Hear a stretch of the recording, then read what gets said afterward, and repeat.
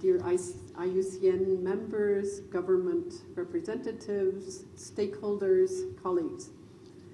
I arrived in Pakistan 3 weeks ago, so I'm absolutely delighted that this is one of the first public appearances I can make on two of my absolute favorite topics. One is climate change, and the other is gender. And what could be better than an event that brings the two together? In fact, my FAO colleague told me before the session started that this is the place to meet the climate movers and shakers, because everybody is here. So congratulations. The EU has a tradition of being a leader by example in the fight against climate change, from Kyoto to Paris. Greenhouse gas emissions in the EU are now 22% below that of 1990, while our economy has grown by 58% in the same period. So that crashes one of the myths that climate change is expensive and it tamps down on economic growth. In fact, the opposite is true. That's what we've seen anyway in the European Union. And of course, gender equality and women's rights also remain key priorities for the EU, and we need to accelerate that pace. So if I turn first of all to the European Green Deal, which is Europe's structural response, and it's a new growth strategy that sets out our ambitions to transform the EU into a resource-efficient and competitive economy with zero net greenhouse gas emissions by 2050. But the EU alone will not solve this climate crisis. So strengthening international cooperation is absolutely crucial for the EU also to be able to decarbonize power systems, advance bilateral trade, investment, and innovation in pursuit of the goals of the Paris Agreement. So the EU currently integrates environmental and climate change considerations in all aspects of its cooperation with partner countries, including with Pakistan.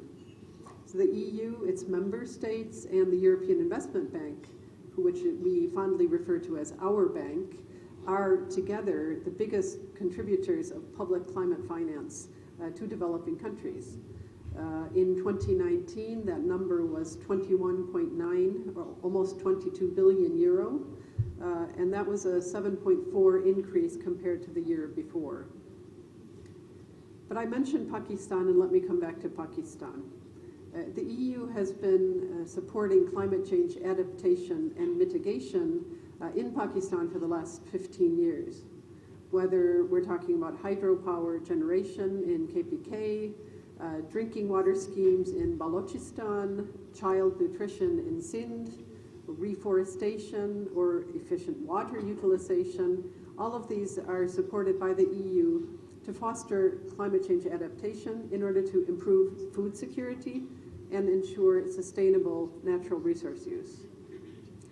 For the current period of 2021-2027, and it's an odd period, but in the EU we have this odd way of establishing budgets that last for 7 years.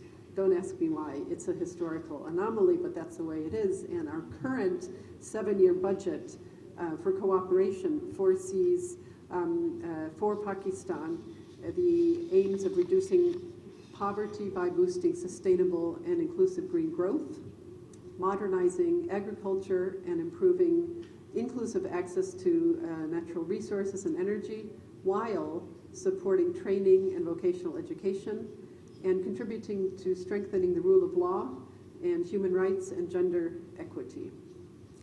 We are putting 262 million euro into this 7-year program, into these specific priorities.